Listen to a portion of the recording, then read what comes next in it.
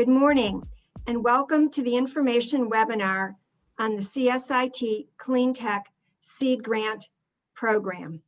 I'm Judith Sheff, the Executive Director of the New Jersey Commission on Science, Innovation, and Technology. I'm joined by my colleagues, Pallavi Madhukasarya, who is the Cleantech Sector Lead from the Office of Economic Development, and Fatu Job, who's a Project Officer with the Office of Economic Transformation in the New Jersey Economic Development Authority. This morning, we are going to go over the background of the Cleantech program, show you how to apply for the grant application.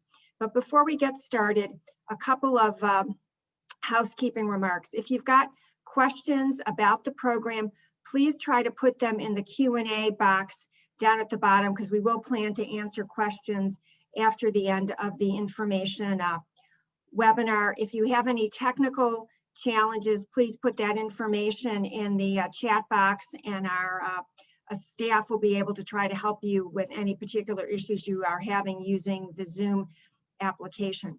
But before we get started, we want to talk a little bit about the Cleantech grant and how it fits in with the overall plans for the state as part of the Energy Master Plan. And with that, I'd like to invite my colleague Pallavi to tell you a little bit about the background of the grant program. Thank you, Judith. I hope you can hear me. Again, just to reintroduce myself, I'm Pallavi Madhukasarya. I'm the Director and Sector Lead for Clean Energy at the New Jersey Economic Development Authority.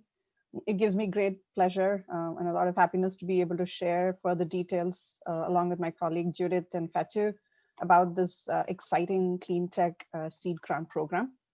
First of all, I do want to acknowledge, and we're very grateful for our partners at the New Jersey Board of Public Utilities who are funding this program for us, and who, along with us, recognize the strategic importance of these early stage grants that will help create opportunities for startups such as yourself that have joined here on the call today to help develop the Cleantech ecosystem and to also flourish, which will obviously have a long-lasting impact on the state's clean energy economy, both from, in terms of actually creating the jobs in the clean energy sector, to reducing impact of emissions, but also trying to impact and influence related critical infrastructure development.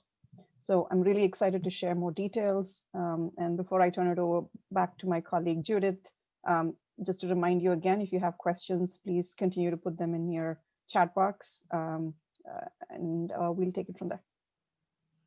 Great. Thank you, Pallavi. Fatu, if you can start screen sharing with the presentation.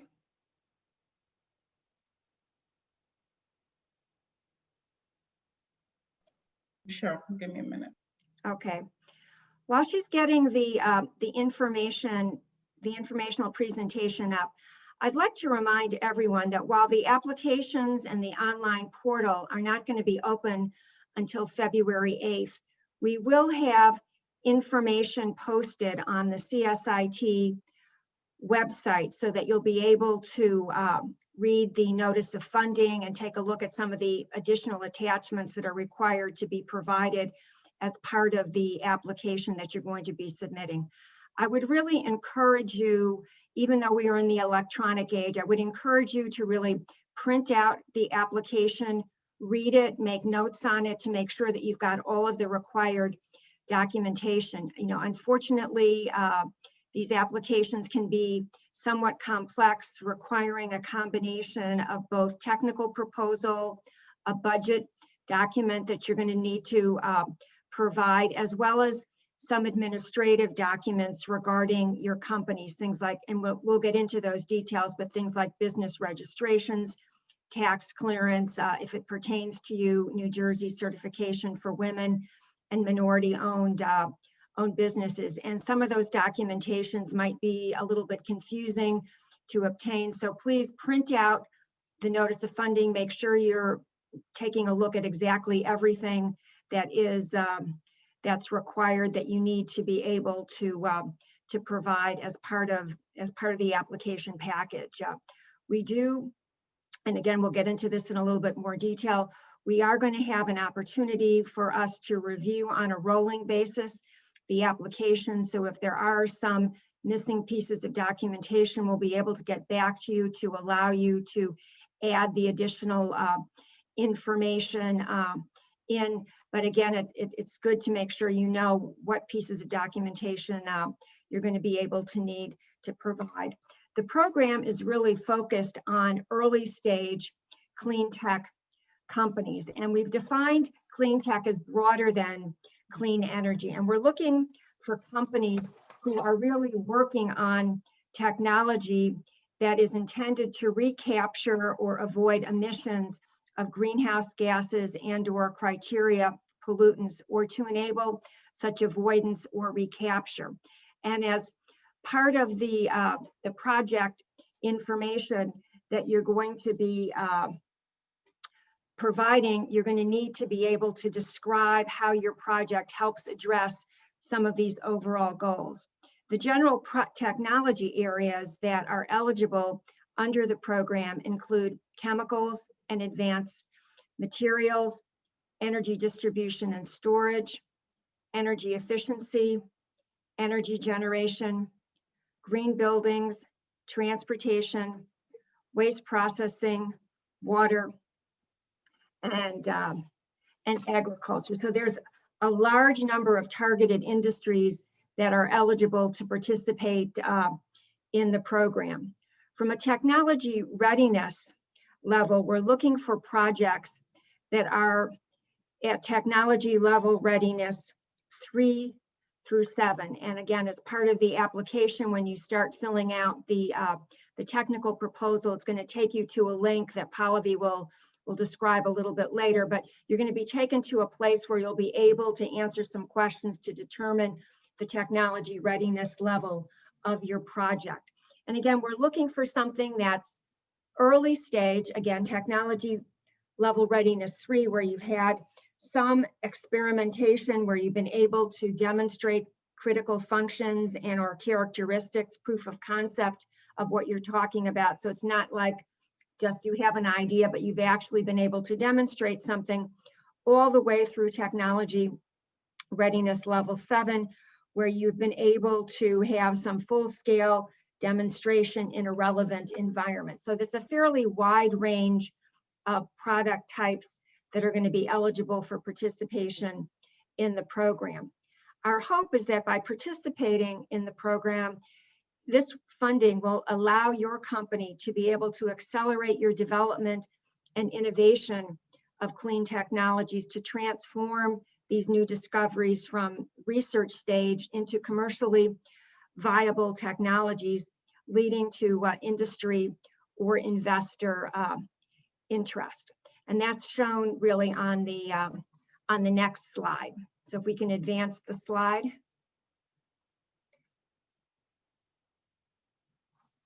I don't think.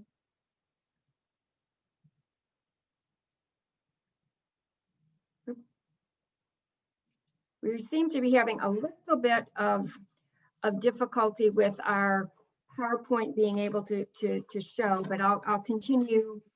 Hopefully we've got it up there now. So we're on the next slide, Setu. Okay, so the project sizes, each applicant is going to be able to propose a project with a duration of 12 months and a budget of up to $75,000. They'll be able to apply for an extension of an additional 3 months and will be reviewed on a case-by-case basis, because again, we know sometimes with research and development activities, sometimes things come up where you're not able to do and accomplish all of your milestones exactly when you had anticipated. Now, the money can be used for a lot of things, but there are certain expenses that are ineligible. Travel, entertainment, and other similar expenses cannot be included as part of your budget. You cannot use this money for general and allocation of general overhead expenses. Any expenses that occurred before the effective date on the grant agreement that you have made with CSIT for the specific project are not eligible, so you cannot look backwards in terms of work that you might have already been doing in the particular project.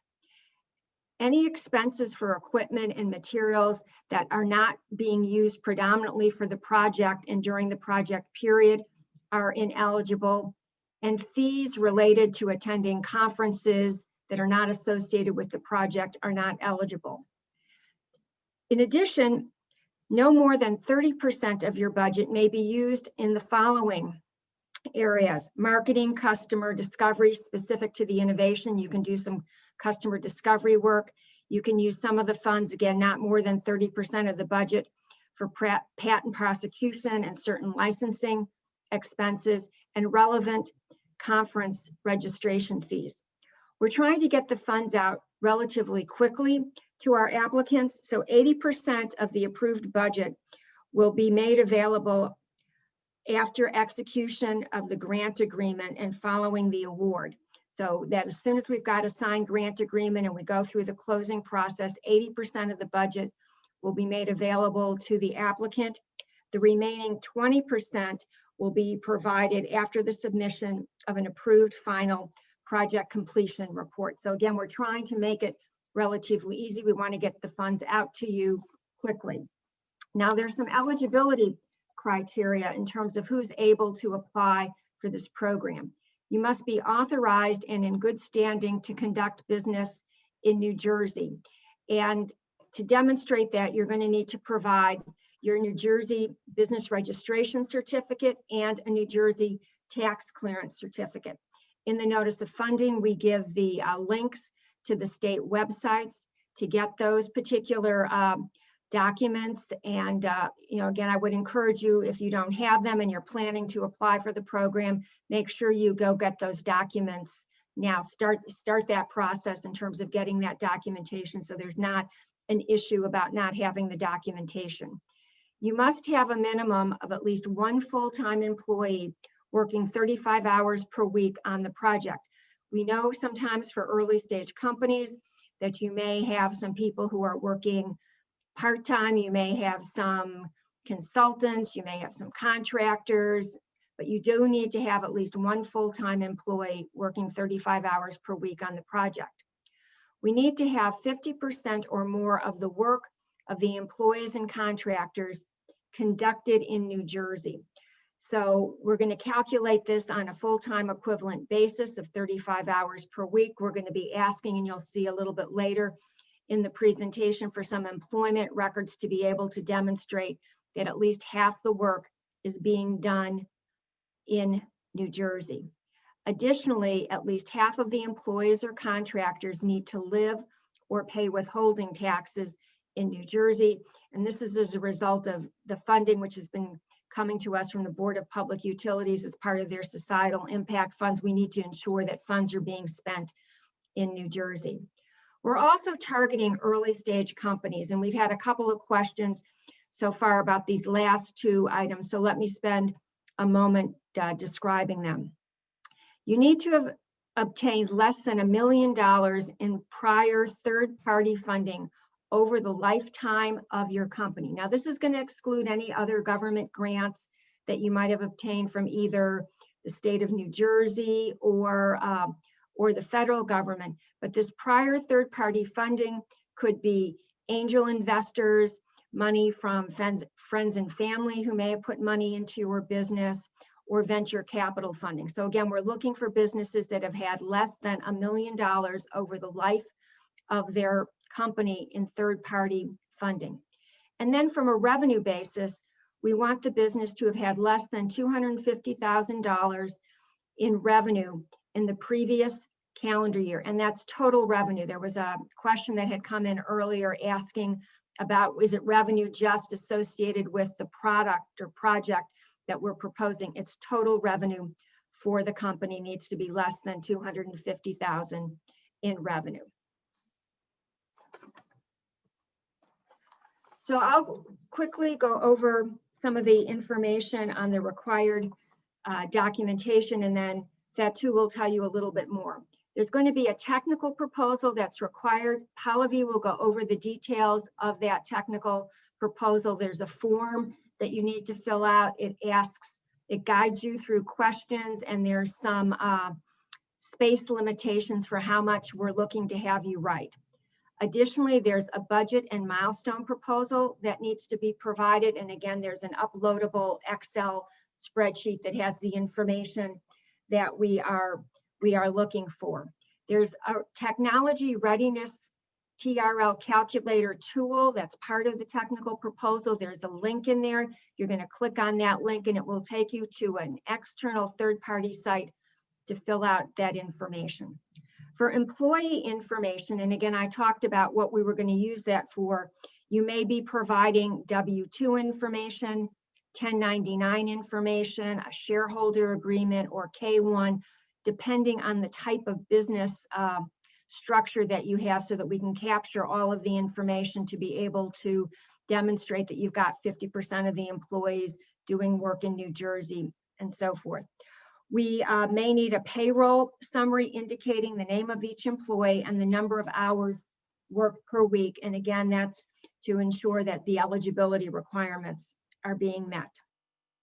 We need the most recent tax company filing showing gross receipts and revenue for the year, your New Jersey business registration certificate, your New Jersey tax clearance certificate, and if it's applicable to you, minority and women-owned business, New Jersey certification. And then there's a signed CSIT application certification, and there's some rules about how you're able to upload that documentation for us. And now Fatu is going to talk a little bit about the scoring criteria. Okay, thank you, Judith. So I'll just spend a little bit of time talking to you about how we're going to score each of the applications that we receive for the Cleantech Seed Grant program. We're exclusively going to look at your technical proposal that you submit to us and the budget and the milestone template. So in the technical proposal, the different components of the pie chart represents the different components that are in the technical proposal that you will be required to provide information to CSIT on. The first one is on innovation, and I would not spend time going through this. Pallavi will take you through the technical proposal in a moment, but the innovation component of the technical proposal is up to 30 points. And we also ask you to provide us information on your team, the qualifications of the teams and the experience. So when we score that, each application can be awarded up to 20 points on that. We also ask some information on the economic and environmental impact in your technical proposal, and each section under this has different questions that you will be required to provide information on. So the economic and environmental impact component can be awarded up to 10 points. And then there's questions on your go-to-market strategy, which also is up to 10 points. The implementation plan, this is where your budget and your milestone plan is. Here, we're just trying to understand what the roadmap or what your plan is for that project or product leading up to commercialization. So that can be awarded a total of 20 points, and then the market opportunity up to 10 points. The most important thing to note here is that we would be reviewing and evaluating all complete applications and assigning a score. However, for an application to move to the next step, which is to be recommended for an award or to be assigned the bonus points, an application has to meet the minimum criteria, which is 75 points. In other words, to get an award, you must at least score 75 points in all of these combined in the technical proposal and the budget and the milestone. We also assign some additional bonus points for applications that meet this criteria. The first criteria is if you have any technology coming from a New Jersey university, and here we're particularly focused on those with executed license agreement. So there are some questions on the online application that would ask you about, do you have a license agreement with any New Jersey university, and to indicate the university. So if you meet that this criteria, you'll be assigned an additional 5 points. The minority, if the business is a minority-owned company or women-owned company, there's an opportunity to score 5 points on each of them. Or if your primary place of business, R&D space, or it's located in an eligible opportunity zone census tract, there's also an opportunity to get 5 additional points on this. And on the online application, there is a policy map link, which will take you where it would ask you to enter your address. And once you enter it, it will then tell you if the address is within an opportunity zone eligible census tract in New Jersey or not. In terms of the other terms and conditions that are expected with the CSIT grant, we ask that all awardees that would be issued the CSIT grant. First, we need to see commitment to New Jersey. So all awardees will agree to maintain at least 50% of their company's work, which will be calculated again on a full-time basis in New Jersey for a period of 3 years. This will be calculated from the effective date on the grant agreement. That is when the grant agreement is actually signed and comes into effect. There is a clawback if a company violates this conditionality, meaning that they would be asked to repay the grant in full within 60 days of relocation, or if they do not meet that criteria anymore.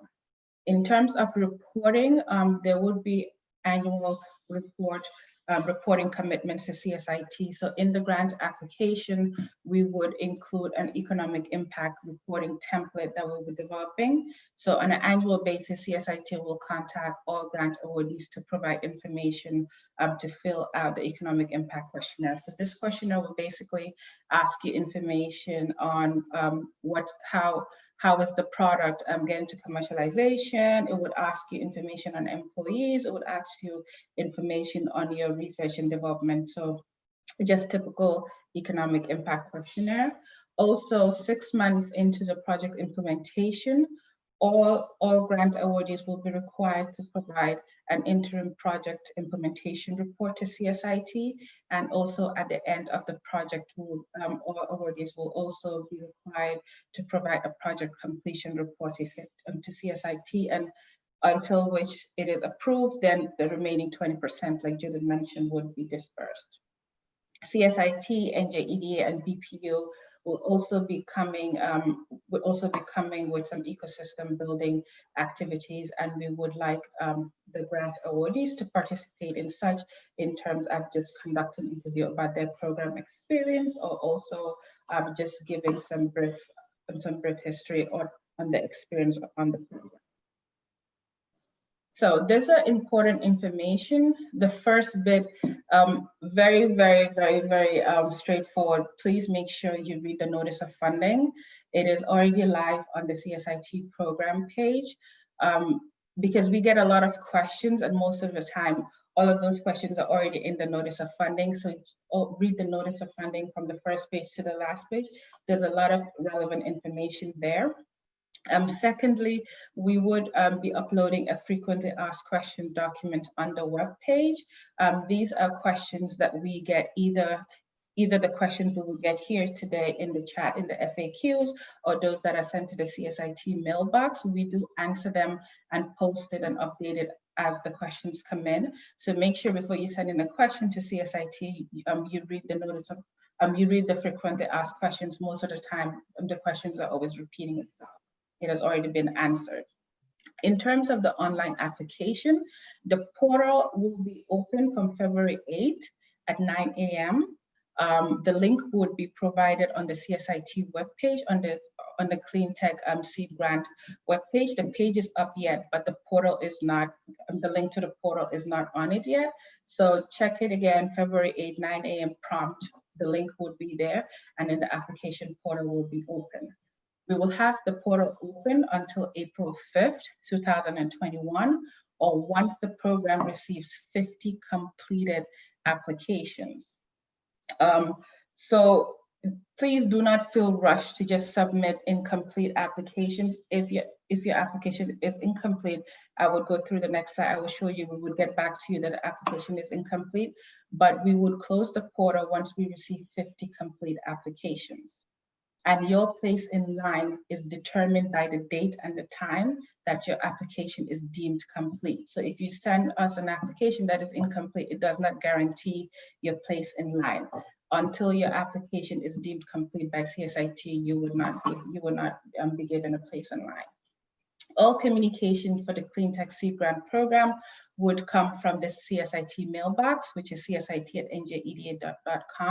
Please make sure you have it in your safe mailbox that is not going to a junk folder.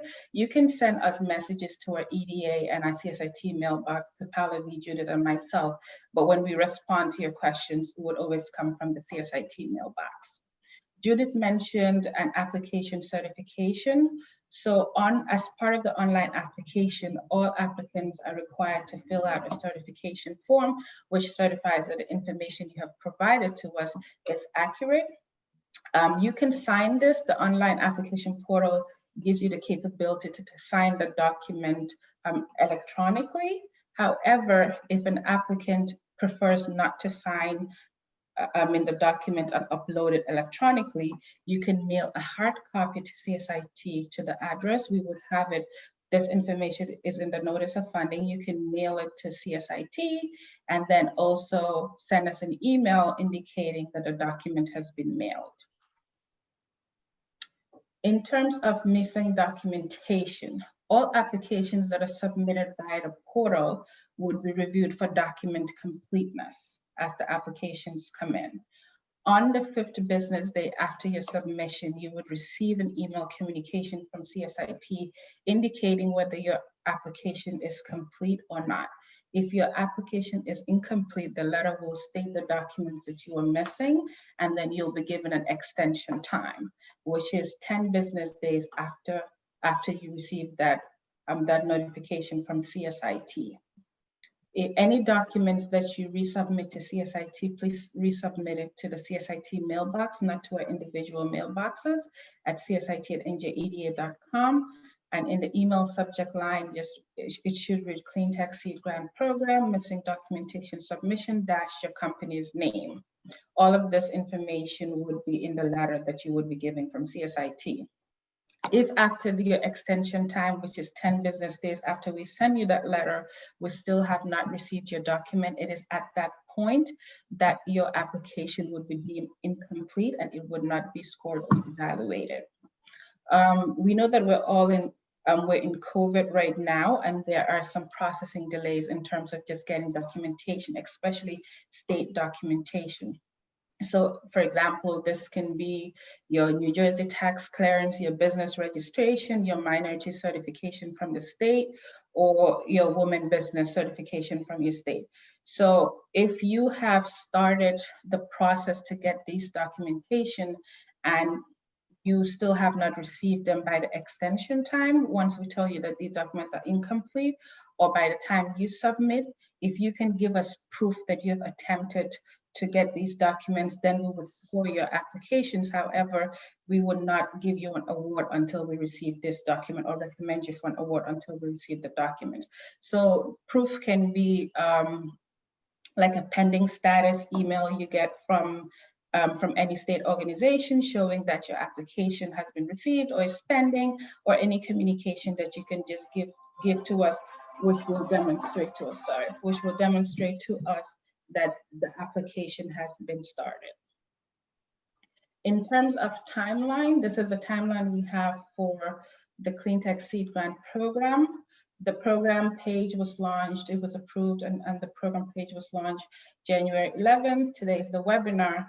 The portal, again, please check back the portal. It would be open February 8th. The link would be uploaded to the CSIT program page February 8th at 9 a.m. If the program receives 50 complete applications before April 5th, it would be closed. If it does not receive 50 complete applications before April 5th, the deadline for application would be April 5th. And just as a reminder, you would be given time, 10 business days. So if by April 5th, you still have some documents missing, just go ahead and submit. You would still be giving 10 additional business days to resubmit any missing documentation. And again, your place in line is determined not when you submit an incomplete application, but based on the date and time that your application is confirmed by CSIT that it is complete. The program page is up. We would be uploading after this webinar the copy of the technical proposal, the budget and the milestone, and then the TRL calculator. So you can just go ahead and take a look at those and start those. We wanted Pallavi to go through it first before we launch it on the program page, but we would be doing that today. So just please go ahead, although you cannot submit because the portal will not be there, but please go ahead and take a look at this document and you can get a head start on it. So again, thank you. And if you have any questions, again, please send questions to csit@njeda.com, or if you have any comments, or if you want for us to clarify anything to you. I would now hand it over to Pallavi, who will take you through the technical proposal, the budget and the milestone template, and also the TRL calculator. Thank you, Fatu.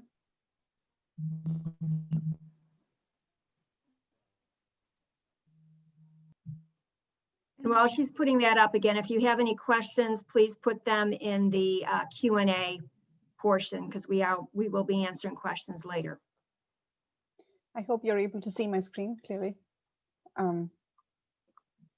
So as I walk through this technical proposal, please note down any questions in the Q&A box. I think I, by mistake, mentioned you need to put them into the chat box, but please type them into the Q&A box. Please feel free to ask whatever questions you have, and we will try and answer all the questions at the end of this discussion. So this is what your, when this link goes up after this webinar, you should be able to have access to this document that you can start trying to either fill out or look through and identify areas of concern or questions, so you can still reach out to us at the email that Fatu indicated earlier. The technical proposal has 6 different sections. I'm going to walk through each section in detail. So starting with, obviously here, you need to enter the legal name of your company. Please do provide us a website, a link to your website in this space here that's provided. Section 1 focuses entirely on innovation. Before I jump into any of these sections at a high level, the one thing that I do want to call out is we are asking for you to keep all your answers brief and directly to the point. And wherever we have provided word limits or prompts, as in here in the first question, please try to use those prompts to answer the questions.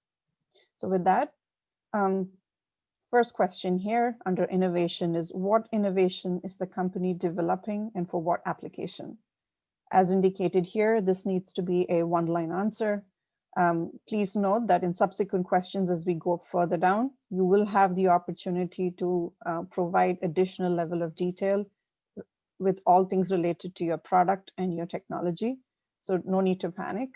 The first line, this should be a one-line answer. So for example, the company is developing a thin film solar panel for use in rooftop applications. Could be one way of answering these questions, if in fact that is a product that your company is trying to develop.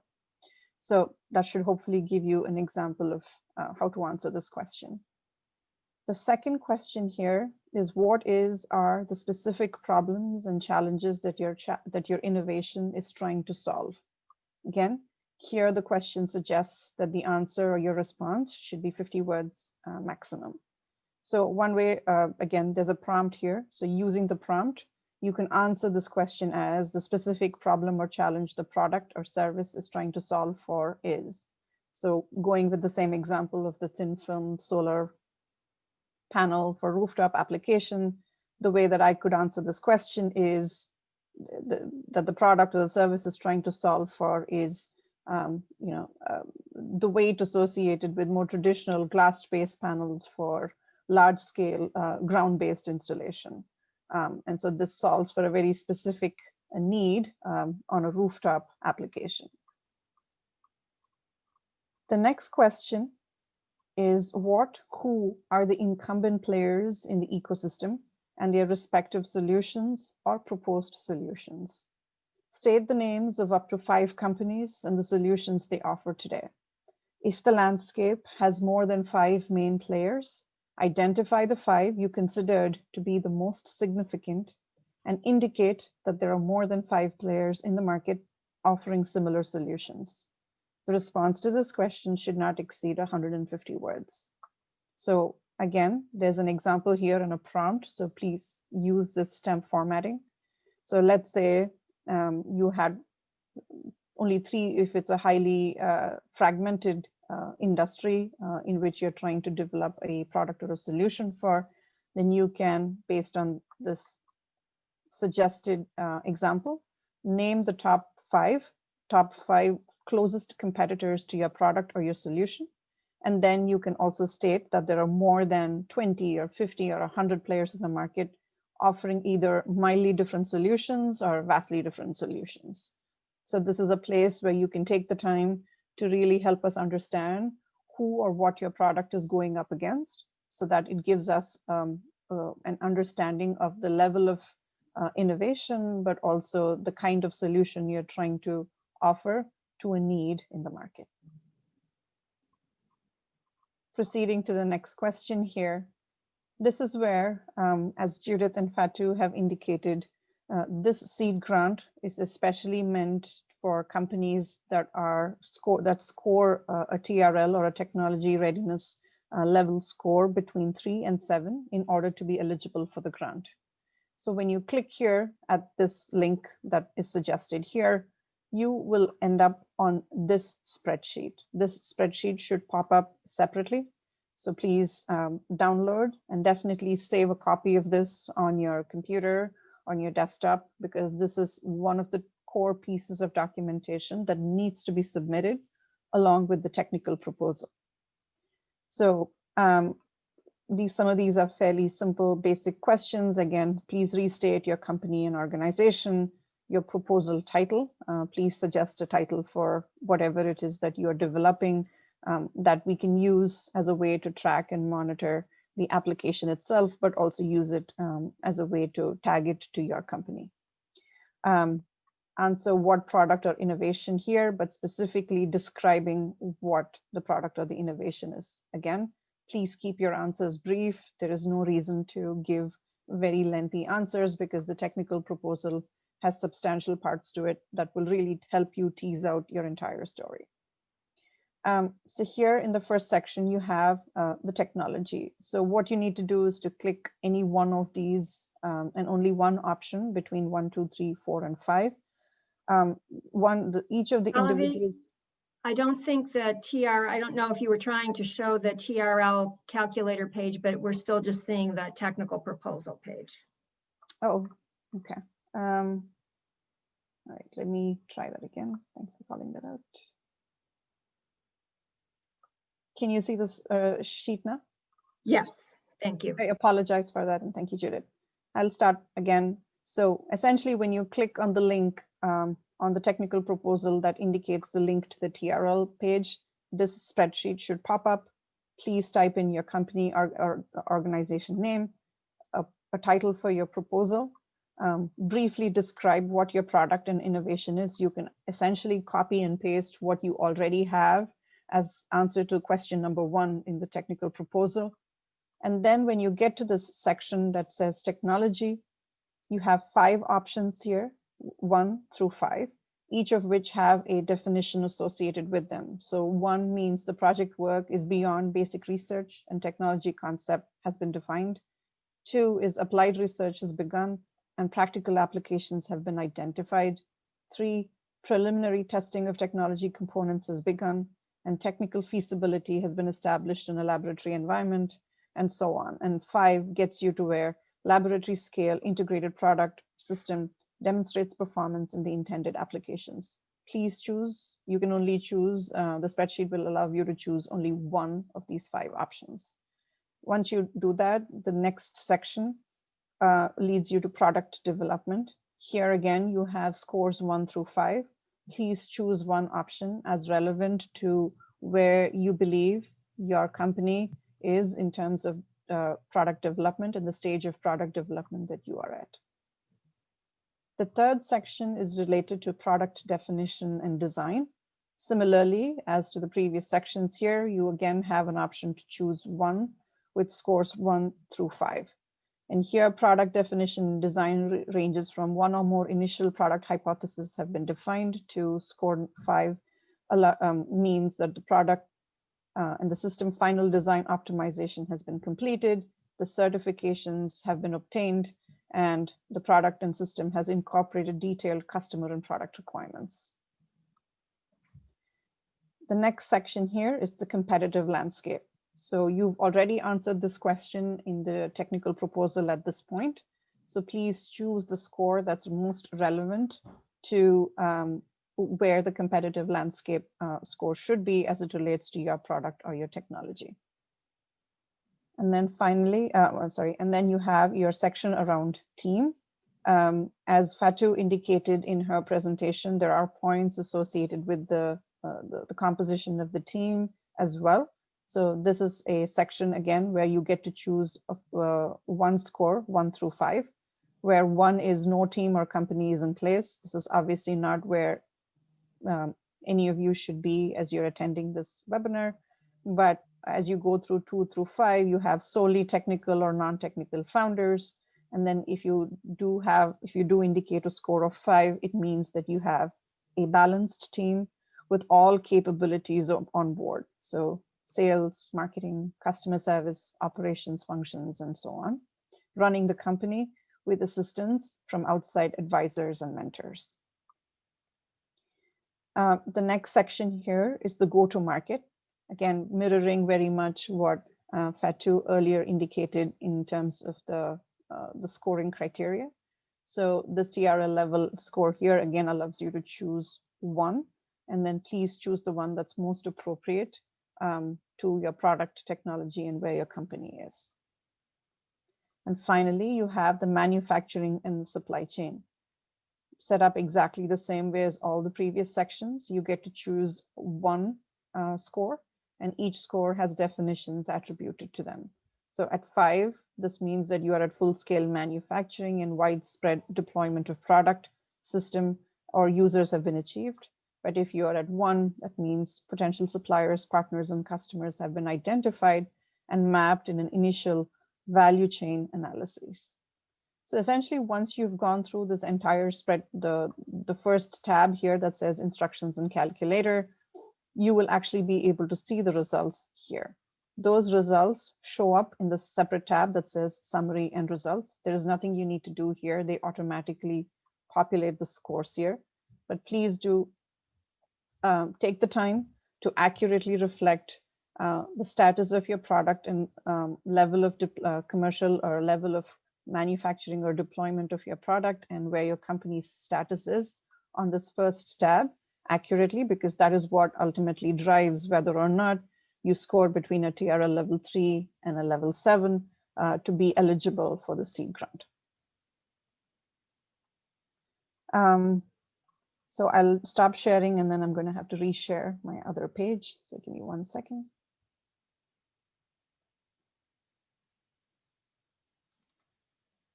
Okay, so we're back here. So this is essentially all as it relates to this one specific question. So establishing what your technology readiness level score is and your commercial readiness level score is. Both of these are calculated. They sort of show up as a summary and a results page on the separate tab that I just showed you. Please take those scores and input them here, just the score.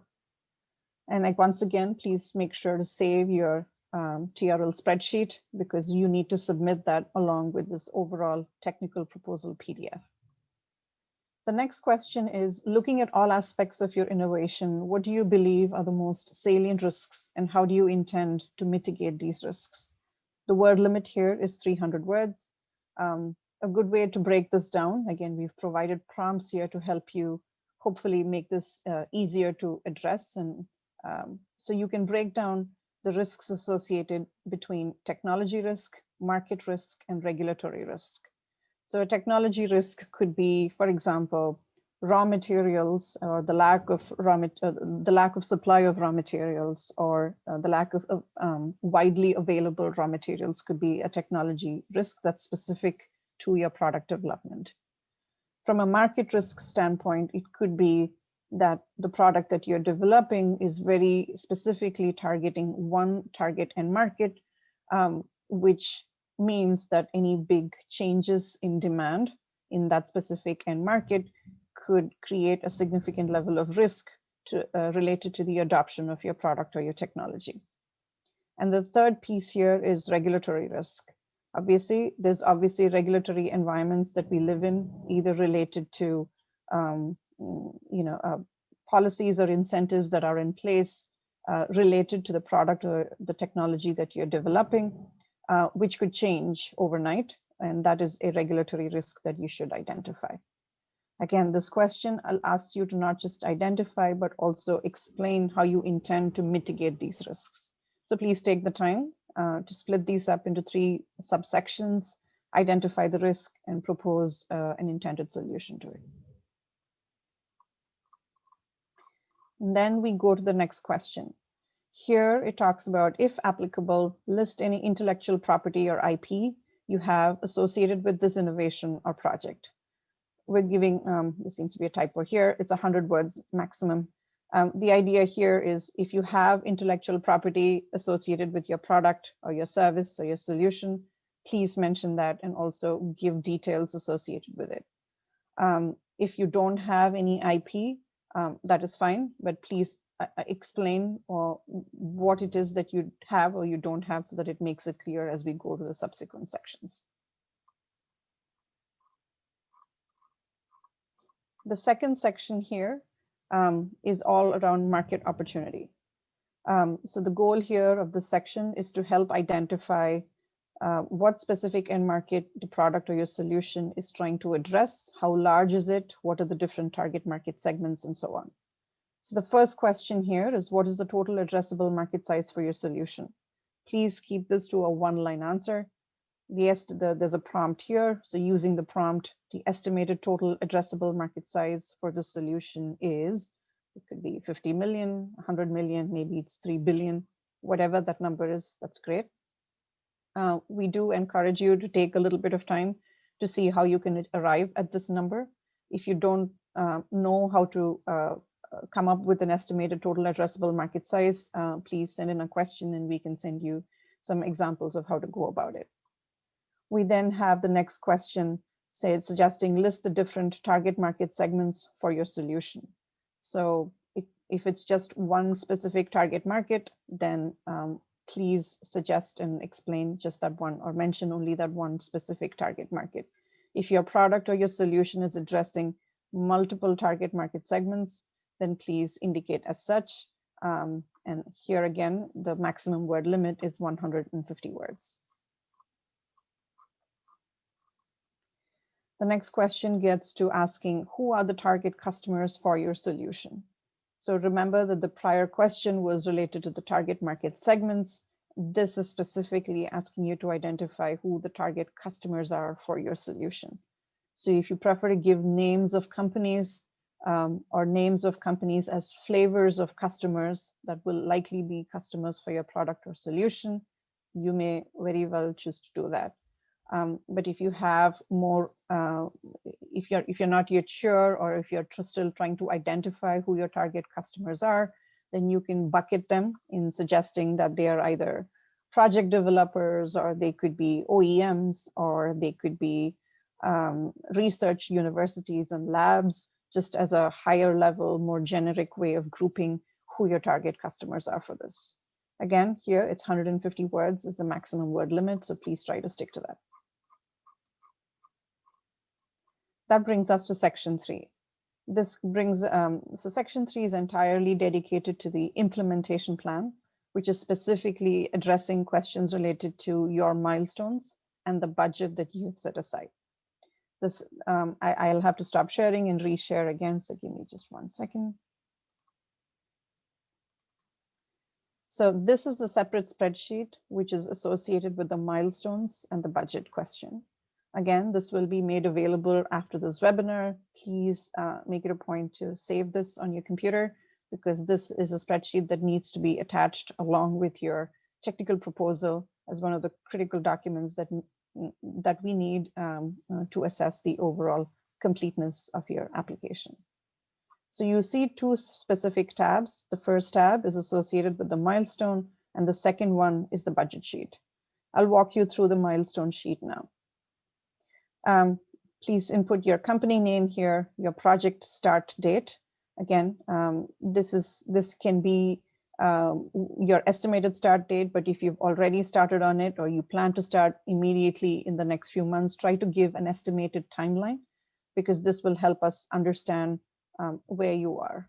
with regard to this particular product development, and the project end date. So again, the scope of the seed grant program is 12 months. So it's quite likely that in some cases your project end could be needs to be tied directly to the seed grant dates itself. So try to scope it down, identify what you're trying to achieve for the first 12 months. And then there's an opportunity here to also indicate what you do in subsequent years. So just to walk you through that, there's a timeline column and there's a column that talks about milestone, where you can provide a brief description of what you anticipate will be accomplished. The first 4 quarters are tied to the first year, which is the scope of the seed grant, which means that the seed grant is intended to support you for 12 months, for the first 12 months of the project. So please indicate for each quarter what specific milestones you anticipate will be accomplished. These could be examples such as that you will identify your first target customer and also engage with that company. It could be another example could be where the milestone is you're moving your product development from TRL level 3 to a TRL level 4 at the end of Q4, and so on. And then you also have, as you can see here, year 2, year 3, year 4, and year 5. Obviously, the scope of the seed grant is not to be, it does not extend beyond the 12-month period, but please indicate what you essentially expect to accomplish in year 2 through 5 as well, because this will just help us understand what the trajectory is that you have thought of for your product development and technology commercialization. So that's everything that's attached to the milestone sheet. Now, if I switch over to the budget sheet, please again start by indicating your company name, the project start date, and the project end date. The budget sheet is split up into a few different sections. You have pieces related to personnel, equipment that's used, material and supplies that will be needed, external services, and then finally, marketing and legal. I'll walk you through each of them now. Where it says personnel, the idea here is to please indicate the name of the employee, the role of the employee, the effort or the hours for the given year.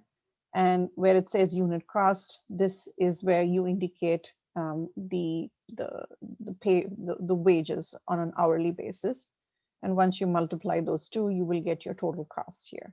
So if you have multiple employees or more than 10 different or as many lines are indicated here, please feel free to insert a line and adjust accordingly, but please make sure to include all employees that are associated with this specific product or your project. Second piece is tied to equipment. So the equipment that is going to be needed by your company in order to either develop and take it to the next TRL level or to help improve testing capabilities so that you can get to where you want to get to in terms of anticipated milestones. So please here indicate the name of the equipment. You can give details, more details, the better.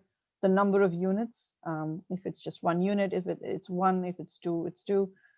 Please indicate the unit cost. And when you multiply those two, it should give you your total cost accordingly. Section C is related to materials and supplies. What this means is materials are your raw materials and any related supplies that you will require specifically related to this particular project is what you need to include here. So please include the item, item type, item detail, the number of units of that, associated costs, and then the last column will allow you to calculate the total cost associated with that. Section D is external services. So a good example here could be if your company is going to use, let's say, laboratory testing capabilities with a different institution or a service provider, then that comes under your external services. So please indicate who the institution or the service provider is, the type of institution. Is it a research lab? Is it a large large entity or a corporate organization, and the total cost associated with it. Similarly, the last section here is related to marketing and legal. As you can see here, even as you hover on the spreadsheet, you will see that it's a reminder that whatever seed grant value is awarded to the startup, only 30% or less of the total budget can actually be directly used for marketing and legal expenses. So what does this mean? When we talk about marketing, it could be for the creation of specific product-related brochures that is directly tied to this project. Or it could be legal expenses to help you file for patents as it relates specifically to this product development that's part of this entire project. So again, a reminder here that only 30% or less of the total budget can be allocated towards related marketing and legal expenses. So once you get through all the sections A through F, it will total up everything here for you. Please add your name and your title, whoever is putting this spreadsheet together, timestamp it, save it, and please submit it along with the technical proposal. I will now switch back to the subsequent sections of the technical proposal. So we just completed section 3 here. Section 4 is everything related to the go-to-market strategy. Question 1, how are you planning to manufacture and scale up the innovation? So are you planning to expand your company eventually to become a full-scale or large-scale manufacturing plant in order to produce this product? Or do you intend to have some sort of a manufacturing partnership? Or do you intend to license your technology to a different manufacturing partner to scale up the innovation? Those are the types of responses that we are anticipating for this question. Again, please keep your responses to 150 words or less. The next question in this section is, what channels do you expect to use to reach your customers? Since this question falls under the go-to-market strategy, please use, again, these prompts to try and answer the question. So the product or service will be sold directly to the end customers, or the product will be sold through intermediate distributors to end customers, or that the product or service will be licensed to the end customers. The next question here is state past and current partnerships and collaborations, if any. 200 words maximum is what is recommended here. So partnerships and collaborations can include collaborations with other research institutions, research labs, or partnerships with large corporate entities with whom you're trying to prototype your product development, or you're trying to test out whether or not your product works with them. So whatever they are, please state your past and your current partnerships and collaborations.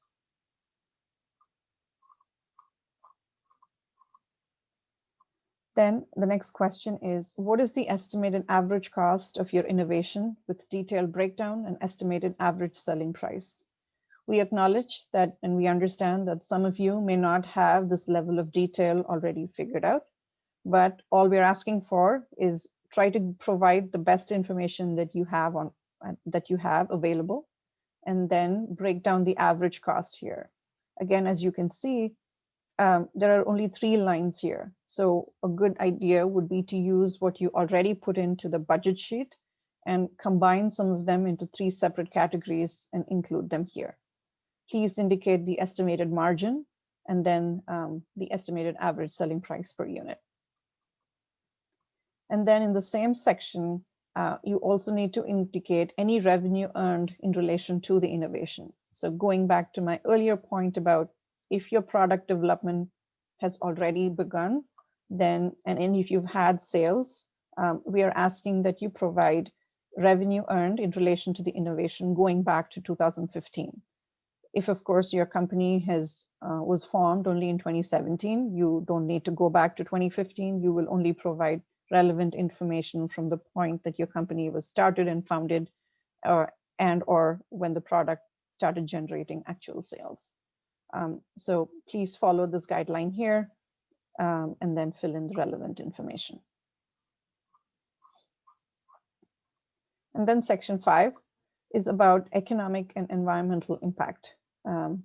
So the goal for this section is to identify, because the New Jersey Economic Development Authority is an economic development authority trying to assess how many jobs can be created by supporting relevant innovation in the state. These questions are important for us to take into consideration. So first question here is, at scale, how many direct and indirect jobs will be created? Please take the best estimate if you don't have a fully baked in plan, but please do provide the best assessment that you do have at this point in time. Describe how this innovation will contribute to carbon dioxide abatement and/or reduction of criteria pollutants.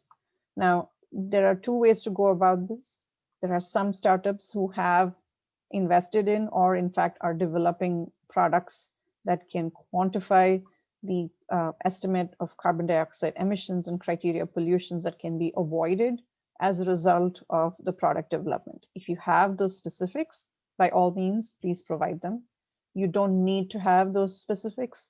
It's just trying to get a better understanding, even from a qualitative standpoint, how this product development or your innovation will help contribute to the abatement of carbon dioxide or reduction in criteria pollutants.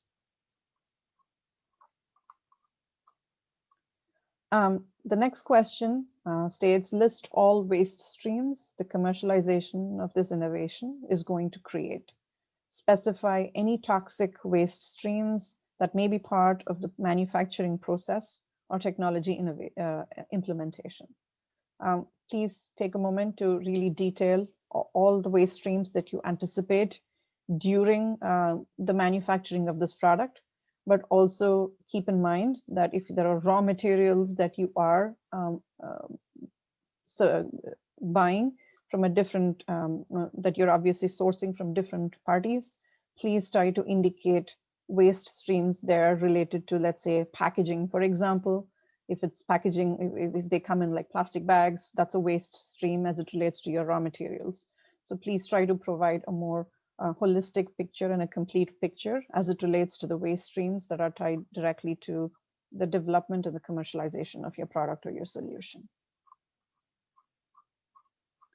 And then finally, we get to section 6. Section 6 is about team information. And here, there is no additional section here in the PDF. We suggest that you please attach a separate document. You can choose to use a Word or another PDF document to put together the bio information for all employees and team members that are proposed to be involved in the project. Please include a brief description of the role that each of them will play. And for each team member, please provide the bio, including any college and graduate degrees and professional experience relevant to his or her proposed role. And so that brings us to the end of the technical proposal. Before I hand it back to Judith, once again, I remind you that there are 3 pieces to the technical proposal. It's this PDF itself. There is also the 2 spreadsheets, one related to the calculation of the TRL scores, and the second as it relates to milestones and budget. And if I add in the bios that need to be attached as well, that makes the total documents tagged to the technical proposal to 4. If you have any questions, please again type them into the Q&A box and we'll get to them. And with that, I will turn it over to Judith. Great. Thank you, Pallavi. Thank you, Fatu. We're now going to take a look at some of the questions that have been asked about the information that we have that we provided. We've had a couple of questions that asked about where people could find the technical proposal, the budget and milestone proposal, and the TRL calculator. And again, we were going to post those on the CSIT website under the important documentation link associated with the Cleantech information, so you'll be able to look at that information. I've had a question that's asking, should I include information on provisional patents? that you have? And the answer is yes. If you file provisional patents on some of your technology, please indicate that information as well. We know that certainly for early stage companies, that may be something that you are focused on. There's a question that says, we note that the technical qualification requirements are to have at least one full-time employee located in New Jersey. We're hiring our first employee in February. Is the requirement at the time of application or at the time of the award?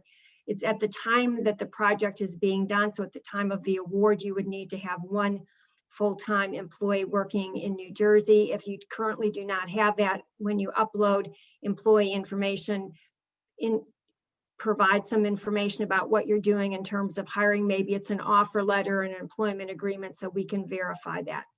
There's another question about employee documentation, saying we're currently bootstrapped. We don't have any W-2 employees. Everyone is basically volunteering their time. What do we have to provide? We will get back to you and post in the FAQ what sort of information might be applicable. Sometimes you might have a letter agreement, or again, if the person is donating their time, maybe that's part of a shareholder agreement that you might have. So you'll have some other documentation that we're able to know who exactly is working on the project. There's been a couple of questions about the commercial readiness level. There is no targeted commercial readiness level for applicability. There were some questions asking, well, why are we also answering questions about the CRL if that's not part of the target? We were fortunate enough to be able to use the calculator that had been developed by the state of New York for some of their programs, and that includes both TRL and CRL information. So we'll provide both of that information, and some of it may get looked at in the context of the go-to-market strategy information. There is a question about sending out the slides after the presentation. The information is going to be posted again on the CSIT website, the presentation along with the TRL information, technical proposal information, and budget information.